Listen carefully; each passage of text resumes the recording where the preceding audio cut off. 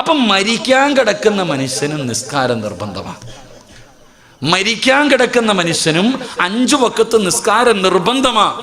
പക്ഷെ നമുക്ക് എന്ത് രോഗമാ വാപ്പാ, നമുക്ക് എന്താ ചെറുപ്പക്കാരെ, എന്ത് അസുഖത്തിൻ്റെ പേരിലാ ഞാനും നിങ്ങളും നിസ്കാരം മുടക്കുന്നത്?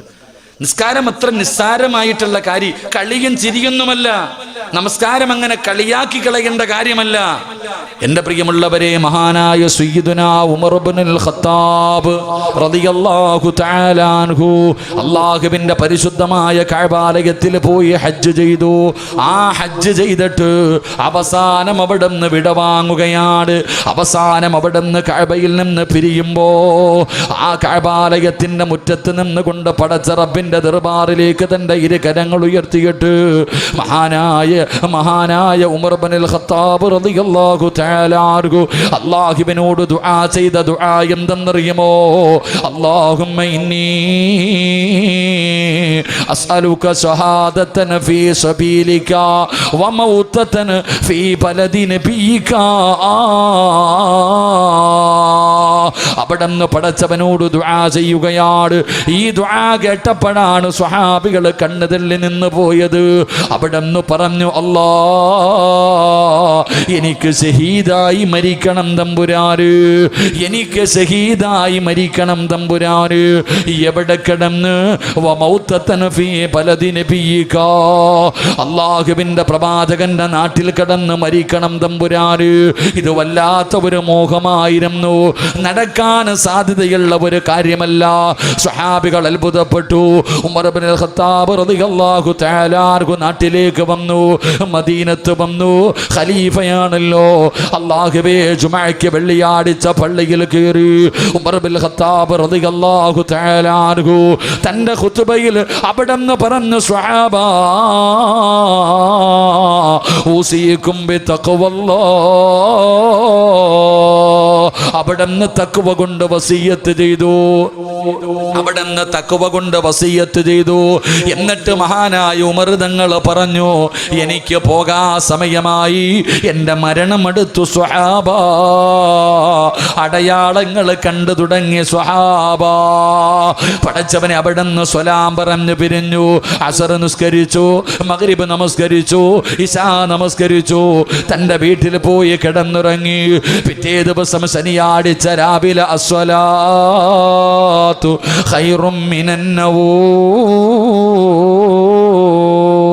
അല്ലാഹുവിന്റെ പള്ളിയിൽ നിന്ന് ബാങ്കിന്റെ ശബ്ദം കേട്ടു. എല്ലാവരും പള്ളിയിലേക്ക് കടന്നു വന്നു.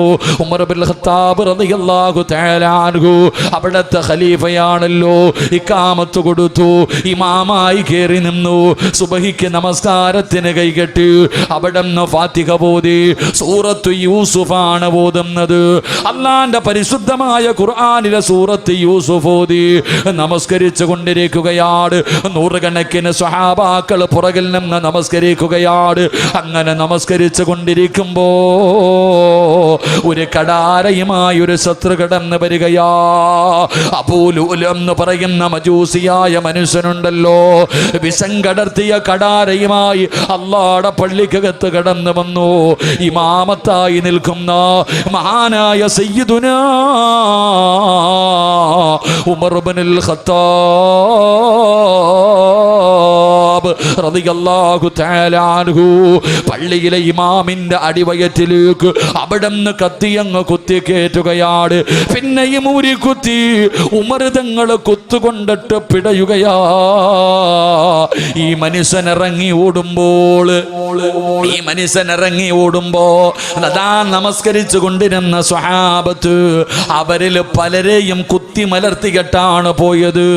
6 or 7 സഹാബാക്കൾ പിടയുകയാ. എൻ്റെ പ്രിയമുള്ളവര്, അല്ലാഹുവിന്റെ പള്ളിക്കകത്ത് നമസ്കരിച്ചു കൊണ്ടിരിക്കുമ്പോ അതാ മുന്നിൽ നിൽക്കുന്ന ഇമാമിനെ കുത്തിമലർത്തി തൻ്റെ ചാരത്ത് നമസ്കരിച്ചു കൊണ്ടിരുന്ന 7 പേര് അല്ലാഹുവേ മരണത്തോട് കിടന്നു മല്ലടിക്കുകയാ. ആ സമയത്ത് അല്ലാഹുവിന്റെ പള്ളിയിൽ ആ രംഗം കണ്ടുകൊണ്ടിരുന്ന സ്വഹാബത്തുണ്ടല്ലോ, ആരും നിലവിളിച്ചില്ല, ഒരാളും കൈയടിച്ചില്ല, ഒരാളും ജീവനം കൊണ്ടോടിയില്ല. ആ നിന്ന നിൽപ്പിൽ നിന്ന് ഒരാൾ പോലും അനങ്ങിയില്ല. കാരണമെന്തെന്നറിയുമോ? അവരെവിടെയാ നിൽക്കുന്നത്? അവരാരുടെ മുന്നിലാ നിൽക്കുന്നത്? ഈ പ്രപഞ്ചം മുഴുവന് വടക്കി ഭരിക്കുന്ന രാജാതിരാജനായ മലിക്കുൽ ജബ്ബാറായ സർവാധിനാഥനായ സർവാധിപരനായ റബ്ബുൽ ഇസ്സത്തായ പടച്ച റബ്ബിന്റെ മുന്നിൽ നിൽക്കുന്നവരാ. അവര് കൈകെട്ടിയിട്ട് പറഞ്ഞത് വെറുതെയല്ല. ഇന്ന സ്വലാത്തി വനുസുഖി വമഹ്യായ വമമാതി. അവര് വെറുതെ നാവ് കൊണ്ട് പറഞ്ഞതല്ല, അവര് ഹൃദയം കൊണ്ട് ഉറപ്പിച്ചു പറഞ്ഞതാ. അല്ലാഹുവേ, നീയാണ് ഞങ്ങളുടെ റബ്ബ്, എന്റെ ജീവിതവും എന്റെ മരണവും നിനക്കാ അല്ലാഹ്. ഒരാള് പോലും പതറിയില്ല, എല്ലാവരും അതേ നിൽപ്പ്. ഉമർ തങ്ങൾ പിടഞ്ഞ് വീഴുമ്പോ അവിടെ നിന്ന് വിളിച്ചു പറഞ്ഞു, അല്ലാഹു അക്ബർ, അല്ലാഹു അക്ബർ, അല്ലാഹു അക്ബർ. സഹാബാ, ആരെങ്കിലും കേറി നിൽക്കു സഹാബാ. ഉമർ തങ്ങൾ സൂചന കൊടുത്തു. അതാ തന്റെ പുറകിൽ നിൽക്കുന്ന സ്വഹാബികളിൽ നിന്ന് മഹാനായ അബ്ദുറഹ്മാൻ ഇബ്നു ഔഫ് റളിയല്ലാഹു തആല അൻഹു മുന്നോട്ട് കേറി നിന്നു. ഇമാം നിന്ന സ്ഥലത്തേക്ക് മഹാനബികൾ അവിടെ നിന്ന് കേറി നിന്നു. നിസ്കാരം തുടരുകയാ, നിസ്കാരം തുടരുകയാ. ആ സ്വഹാബിയുടെ കാലിന്റെ ചുവട്ടില് മഹാനായ സയ്യിദുനാ ഉമർ ഇബ്നുൽ ഖത്താബ് റളിയല്ലാഹു തആല അൻഹു. നിങ്ങൾ ചിന്തിക്ക്, പള്ളിക്കകത്ത് നമസ്കരിച്ചുകൊണ്ടിരുന്നപ്പോൾ ഒരുത്തം പള്ളിക്കകത്ത് വന്നിട്ട് ഇമാമിന്റെ അടിവയറ്റിലേക്ക് കുത്തിക്കയറ്റി ഇറങ്ങിപ്പോകുന്ന വഴിയിൽ നമസ്കരിച്ചു കൊണ്ടിരുന്ന 6-7 പേരെയും കുത്തിയിട്ട് ഇറങ്ങിപ്പോയി. നമ്മളാണെങ്കിൽ ചിന്തിച്ച് നോക്ക്. അല്ലാഹു അഅലം. എന്നാൽ ഒരാൾ പോലും ആ നിൽക്കുന്ന നിൽപ്പിൽ നിന്ന് അനങ്ങിയില്ല. അതേ നിൽപ്പ്. കണ്ണിൻ്റെ മുന്നിൽ ഒരാൾ കിടന്ന് മരണവിപ്രാളത്തിൽ പിടയുകയാ ഉമർ തങ്ങൾ. ഒരാൾ പോലും അനങ്ങിയില്ല, അങ്ങനെ തന്നെ കൈകെട്ടി നിന്നു. എൻ്റെ പ്രിയമുള്ളവരെ, ഇമാമ് സൂചന കൊടുത്തു, എനിക്ക് വയ്യ, ആരെങ്കിലും ഒന്ന് കയറി നിൽക്കുക. അല്ലാഹു അക്ബർ. മഹാനായ അവിടെ നിന്ന് സഹാബി കയറി. അബ്ദുറഹ്മാൻ ഇബ്നു ഔഫ് റളിയല്ലാഹു തആല അൻഹു അതേ സ്ഥലത്തേക്ക് കയറി നിന്നപ്പോൾ ആ മഹാന്റെ കാലിൻ്റെ ചുവട്ടിൽ ആ ഉമർ തങ്ങൾ കിടന്ന് പിടയുന്നേ. ആ മഹാന്റെ കാലിൻ്റെ ചുവട്ടിൽ രണ്ടാമത്തെ ഖലീഫ മരണത്തോട് മല്ലടിക്കുക. എന്നിട്ടും കൈയഴിച്ചില്ല സഹോദര. അവിടെ നിന്ന് നിസ്കരിച്ചു, നിസ്കാരം പൂർത്തീകരിച്ചു. അതാ നിസ്കാരം. അള്ളാഹു ഈമാൻ തരുമാറാകട്ടെ. ഉറക്കപ്പറ, അള്ളാഹു ഈമാൻ തരുമാറാകട്ടെ. നിസ്കാരം കിട്ട് പൂർത്തീകരിച്ചു, സലാം വീട്ടി.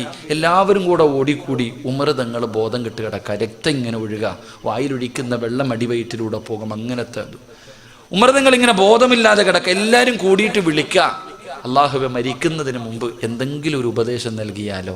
എല്ലാവരും വിളിച്ചു, എഴുന്നേക്കണില്ല.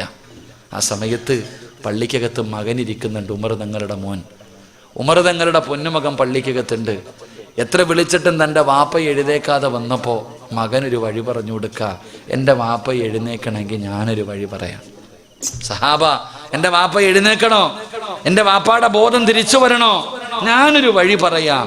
എൻ്റെ ഉപ്പാടെ ചെവിയിൽ ആരെങ്കിലും നിസ്കരിക്കാൻ സമയമായി എന്നൊന്ന് പറയാൻ. എൻ്റെ വാപ്പാടെ ചെവിയിൽ നിസ്കരിക്കാൻ സമയമായി എന്നൊന്ന് പറഞ്ഞു നോക്കാൻ പറഞ്ഞു. അള്ളാഹുവെ, ഒരു സഹാബി ഉമർ തങ്ങളുടെ ചെവിയിൽ പറഞ്ഞു, ഉമറേ, നിസ്കരിക്കാൻ സമയമായി. അള്ളാഹുവെ, നിസ്കാരമെന്ന് കേൾക്കുമ്പോൾ മഹാനായ സയ്യിദന ഉമർ ഇബ്നുൽ ഖത്താബ് റളിയല്ലാഹു ഞെട്ടി അങ്ങോട്ട് ഉണർന്നു. നമസ്കാരം എന്ന് കേട്ടതും അവിടെ നിന്ന് പടച്ചവനെ മരണപ്രാളത്തിലും ചാടി അങ്ങോട്ട് ബോധം അങ്ങോട്ട് തിരിച്ചു വന്നു. ഉമർ തങ്ങൾ ആദ്യം ചോദിച്ചത്, നിസ്കരിച്ചോ സഹാബ? നിസ്കാരം പൂർത്തീകരിച്ചോ സഹാബ? സ്വീകരിച്ചു, അൽഹംദുലില്ലാ. മുസ്ലിമാണോ കുത്തിയത്? അല്ല, അൽഹംദുലില്ലാ. മഹാനായ സയ്യിദന ഉമർ ഇബ്നുൽ ഖത്താബ് റളിയല്ലാഹു. ഇതിനാ നിസ്കാരം എന്ന് പറയാ, ഇതിനാ നിസ്കാരം എന്ന് പറയാ. എൻ്റെ പ്രിയപ്പെട്ട സഹോദരങ്ങളെ, സ്വർഗത്തിൽ പോകണമെങ്കിൽ 50 വക്കത്തൊന്നും വേണ്ട. സ്വർഗത്തിൽ പോകണമെങ്കിൽ 1 വക്കത്ത് നിസ്കരിച്ചാൽ മതി. 1 വക്കത്ത് നിസ്കാരം മതി സ്വർഗത്തിൽ പോകാൻ. മഹാനായ റസൂലുള്ളാഹി സ്വല്ലല്ലാഹു അലൈഹി വസല്ലമ തങ്ങൾ പറഞ്ഞു, ഒരാൾ നമസ്കരിക്കാൻ കൈകെട്ടി സലാം വീട്ടി കഴിയുമ്പോൾ ഒന്നുകിൽ അവൻ സ്വർഗത്തിൽ, അല്ലെങ്കിൽ അവൻ നരകത്തിൽ സീറ്റ് ഉറപ്പിച്ചു എന്ന് നബി മുഹമ്മദ് മുസ്തഫ. മുത്തുനബി പറയുകയാ, നാളെ സുബഹി നിസ്കരിക്കാൻ ഞാനും നിങ്ങളും നിസ്കാരപ്പായിൽ ചെന്ന് നിന്ന് കൈകെട്ടികെട്ട് നിസ്കരിച്ചു കഴിഞ്ഞാൽ ആ സലാം അങ്ങോട്ട് വീട്ടുമ്പോൾ ഒരു മലക്ക് എന്നെ പിടിച്ചിട്ട് പറയും, സിറാജേ നീ സ്വർഗത്തിൻ്റെ അവകാശിയാടാ, നിന്റെ പേര് സ്വർഗത്തിൻ്റെ മുന്നിൽ എഴുതി വെച്ചിട്ടുണ്ട്, നീ സ്വർഗത്തിൻ്റെ അവകാശിയാ, ഈ പോകുന്ന വഴിയിൽ നീ മരിച്ച സ്വർഗത്തിലാ, പൊക്കോ എന്നെ കെട്ടിപ്പിടിച്ചിട്ട് പറയും. ഇനി എൻ്റെ നിസ്കാരം ശരിയായില്ലെങ്കിൽ മലക്ക് പറയും, എടാ നശിച്ചു പോയവനെ, എടാ അള്ളാടെ സ്വർഗം കളഞ്ഞല്ലോടാ നഷ്ടവാളി, നരകത്തിൻ്റെ മുന്നിൽ നിന്റെ പേരെഴുതി വെച്ചിട്ടുണ്ട്, ലുഹറിന് മുമ്പ് നീ തൗബ ചെയ്യാതെ മരിച്ചുപോയ നരകത്തില. അള്ളാഹു കാത്തിരക്ഷിക്കുമാറാകട്ടെ, അള്ളാഹു കാത്തിരക്ഷിക്കുമാറാകട്ടെ. എൻ്റെ പ്രിയമുള്ള സഹോദരങ്ങളെ, വഅലുകൾ എന്തേപ്പാ കേട്ടിട്ട് നന്നാകാൻ പറ്റാത്ത? എല്ലാവരും പ്രഭാഷണങ്ങളും എന്തെല്ലാം കാര്യങ്ങൾ ഞാനും നിങ്ങളും കേൾക്കുന്നു. പണ്ടത്തെ പോലെ അല്ലല്ലോ, ആരുടെ മൊബൈൽ എടുത്ത് നോക്കിയാലും വാഴുന്നുണ്ട് ഇല്ല, ഏതെങ്കിലും ഒരു ഉസ്താദിൻ്റെ പ്രസംഗം, ഒരു മിനിറ്റെങ്കിലുമുള്ള പ്രസംഗം എല്ലാ ആണിൻ്റെയും പെണ്ണിൻ്റെയും മൊബൈലിലുണ്ട്. ഇന്ന് പലരും ഉറങ്ങുന്നത് തന്നെ വയത് കേട്ടിട്ടാണ്. അതല്ലേ പറയുന്നത്, ഉസ്താദ് നിങ്ങളുടെ വയത് കേട്ടിട്ടാണ് ഞാൻ ഉറങ്ങുന്നത്. ഇന്ന് വയത് കേട്ടിട്ട് തന്നെ ഉറങ്ങുന്ന ഒരു സാഹചര്യം. ഇത്രയ്ക്കും എല്ലാവരും വയലുകൾ കേട്ടിട്ടും എന്തേ നന്നാകാൻ കഴിയാത്തത്? വാപ്പ ചോദിക്കുക, എന്തേ ഉസ്താദ് എൻ്റെ മോൻ ഇങ്ങനെ ആയിപ്പോയത്? അത് ഞങ്ങളോടല്ല വാപ്പ ചോദിക്കണ്ടേ. എൻ്റെ പ്രിയപ്പെട്ടവരെ, എത്ര നന്മ കേട്ടാലും നിങ്ങൾ ചിന്തിക്ക്, സ്വന്തം വാപ്പ ക്യാൻസർ പിടിച്ച് കിടക്കുന്ന വാപ്പ, കിഡ്നി തകർന്ന് കിടക്കുന്ന വാപ്പ, ഒരു സൈഡ് തളർന്ന് കിടക്കുന്ന വാപ്പ വീടിൻ്റെ അകത്ത് കട്ടിലി ഇരുന്ന് നിസ്കരിക്കുന്നത് മക്കൾ കാണും. എന്നാലും നമ്മൾ നിസ്കരിക്കൂല. ഈ വാപ്പായ്ക്ക് ഒതുവെടുപ്പിച്ച് കൊടുക്കുന്നതാരാ? ഉമ്മ. വാപ്പ നിസ്കരിക്കുന്നത് ഉമ്മ കാണും, എന്നാൽ ഉമ്മ അവിടെ കിടന്നുറങ്ങും, നിസ്കരിക്കൂല. എന്തുകൊണ്ട് സഹോദര? നമ്മുടെ ഹൃദയം ഇത്ര കല്ല് പോലെ ആകാൻ കാരണമെന്തേ? നമ്മുടെ ഹൃദയത്തിൻ്റെ അകത്ത് നന്മ ഇറങ്ങാത്തതിൻ്റെ കാരണമെന്തേ? ഞാനൊരു ചരിത്രം പറയാം. ഇമാം റാസി തങ്ങൾ തൻ്റെ തഫ്സീറിൽ ഈ ചരിത്രം പറയുന്നുണ്ട്. ഈ ചരിത്രം അങ്ങോട്ട് കേൾക്കുമ്പോൾ നമുക്ക് മനസ്സിലാകും നമ്മുടെ ഹൃദയം കരിങ്കല്ല് പോലെ ആകാനുള്ള കാരണമെന്താ. നമ്മുടെ ഹൃദയം നന്മയിറങ്ങാത്ത ഹൃദയമാകാനുള്ള കാരണമെന്താ? മഹാനായ ഇമാം റാസി തങ്ങൾ തന്റെ തഫ്സീറിൽ പറയുകയാ, എന്റെ ശബ്ദം കേൾക്കുന്ന പെങ്ങളെ, ഈ ചരിത്രം നിന്റെ ഹൃദയത്തിൽ ഇറങ്ങട്ടെ. ഒരു ചെവിയിലൂടെ കേട്ട് മറു ചെവിയിലൂടെ കളയാതെ ഇന്നത്തെ വഅദ് നിന്റെ ഹൃദയത്തിൽ ഇറങ്ങുന്ന വഅദാകട്ടെ. അല്ലാഹുവേ, അവിടുന്ന് മഹാനവറുകൾ പറയുകയാണ്, 1400 വർഷങ്ങൾക്ക് മുമ്പ് കാനത്ത് ഇംറഅത്തുൻ തസീഹു ഫീ സിഖഖിൽ മദീന, മദീനയുടെ തെരുവിലൂടെ ഒരു പെണ്ണ് നിലവിളിച്ചുകൊണ്ട് ഓടുകയാണ്, കരഞ്ഞുകൊണ്ട് ഓടുകയാണ്. ദല്ലൂനി അലാ മുഹമ്മദ്, അള്ളാഹുവിന്റെ പ്രവാചകൻ എവിടെയാണ്? ആരെങ്കിലും മുത്തുനബി എനിക്കൊന്ന് കാണിച്ചു തരുമോ? അള്ളാഹുവിന്റെ റസൂലിനെ എനിക്കൊന്ന് കാണിച്ചു തരുമോ എന്ന് ചോദിച്ചുകൊണ്ട് മദീനയുടെ തെരുവിലൂടെ നിലവിളിച്ചുകൊണ്ടൊരു പെണ്ണിങ്ങനെ ഓടുകയാണ്. അല്ലാ, സ്വഹാബത്ത് കാണിച്ചു കൊടുത്തു. പെണ്ണ് ആയിരിക്കുന്നതാണ് അള്ളാഹുവിന്റെ പ്രവാചകന്, അതാണ് ലോകത്തിന്റെ നേതാവ്. മുത്തുനബിയെ കാണിച്ചു കൊടുക്കുമ്പോ അതാ കരഞ്ഞുകൊണ്ട് പ്രവാചകന്റെ മുന്നിലേക്ക് ഓടുകയാണ്. യാ റസൂലല്ലാഹ്, അല്ലാഹുവിന്റെ നബിയേ, എനിക്ക് തൗബയുണ്ടോ നബിയേ? എന്റെ പാപം അല്ലാഹു പൊറുക്കുമോ നബിയേ? അല്ലാഹുവിന്റെ പ്രവാചകന്റെ മുന്നിൽ ചെന്ന് നിലവിളിക്കുകയാണ്. മുത്തുനബി പറഞ്ഞു, നീ കരയരുത് പെണ്ണേ, നീ നിന്റെ നിലവിളിയൊന്ന് നിർത്തു. എന്തിനാ നീ കരയുന്നത്? എന്തിനാ നീ നിലവിളിക്കുന്നത്? എന്തു പാപമാണ് നീ നിന്റെ ജീവിതത്തിൽ ചെയ്തത്? മുത്തുനബി അവിടെന്ന് ചോദിക്കുമ്പോ, യാ റസൂലല്ലാഹ്, എന്റെ ഭർത്താവ് ഒരു കച്ചവടക്കാരനാണ് നബിയേ. എന്റെ ഭർത്താവ് ഒരു കച്ചവടക്കാരനാണ്. എന്റെ ഭർത്താവ് കച്ചവടത്തിന് പോയാ മാസങ്ങൾ കഴിഞ്ഞേ വരാറുള്ളൂ. ഒരുപാട് വർഷങ്ങൾ കഴിയും. പോയതാ നബിയേ, വർഷങ്ങൾ കഴിഞ്ഞേ വരാറുള്ളൂ. എന്റെ ഭർത്താവ് അങ്ങനെ ജോലിക്ക് പോയപ്പോ, എന്റെ ഭർത്താവ് അങ്ങനെ കച്ചവടത്തിന് പോയപ്പോ, ഇന്നി സനൈതു യാ റസൂലല്ലാഹ്, അല്ലാഹുവിന്റെ നബിയേ, മുത്തി നബിയേ, എൻ്റെ ഭർത്താവ് കച്ചവടത്തിന് പോയപ്പോ ഞാനൊരു അന്യപുരുഷനുമായി ശാരീരികമായി ബന്ധപ്പെട്ടു നബിയേ, ഞാൻ വ്യഭിചരിച്ചു നബിയേ, ഞാൻ എൻ്റെ ഭർത്താവിനെ വഞ്ചിച്ചു നബിയേ.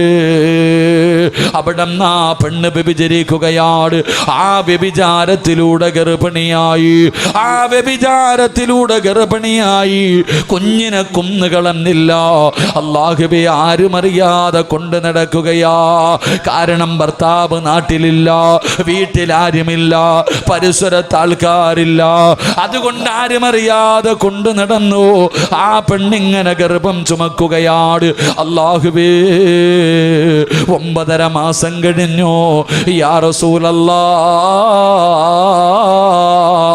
ഞാൻ ഒരു ആൺകുഞ്ഞിനെ പ്രസവിച്ചു നബിയേ.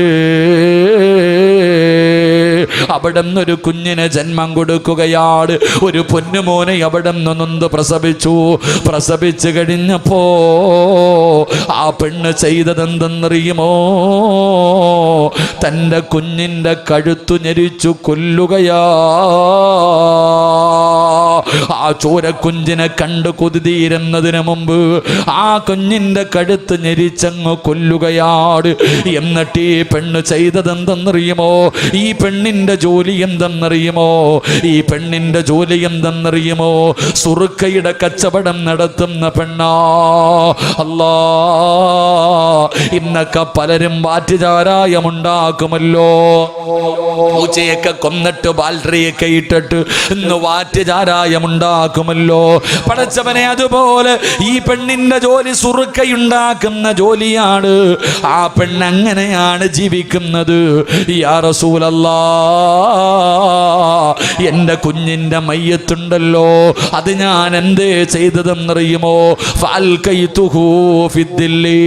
ആ പെണ്ണ് പറയുകയാണ്, ഏറ്റവും കൂടുതൽ പവറുള്ള, ഏറ്റവും കൂടുതൽ വീര്യം കൂടിയ ഒരു സുറുക്കയുടെ കുപ്പിക്കകത്തേക്ക് ഞാൻ എൻ്റെ കുഞ്ഞിൻ്റെ മയ്യത്തിട്ട് അടച്ചു വെച്ചു നബിയേ. മയ്യത്തെടുത്ത് സുറുക്കകത്ത് വെച്ച് അടച്ചു വെക്കുകയാ. അല്ലാ,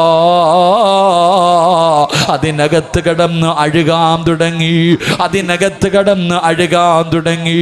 പടച്ചവനെ, ആ പിഞ്ചു കുഞ്ഞിൻ്റെ ഇറച്ചികൾ മുഴുവനും, ആ കുഞ്ഞിൻ്റെ കണ്ണുകളും എല്ലാം അലിയാൻ തുടങ്ങി. ആ സുറുക്കകത്തേക്ക് അലിഞ്ഞു ചേരുകയാണ്. കുഞ്ഞിൻ്റെ എല്ലുകൾ ദ്രവിക്കാൻ തുടങ്ങി. അങ്ങനെ അതിനകത്തേക്ക് അലിഞ്ഞു ചേർന്ന് കളഞ്ഞപ്പോ എല്ലാം അതിനകത്തേക്ക് അലിഞ്ഞു ചേർന്നു.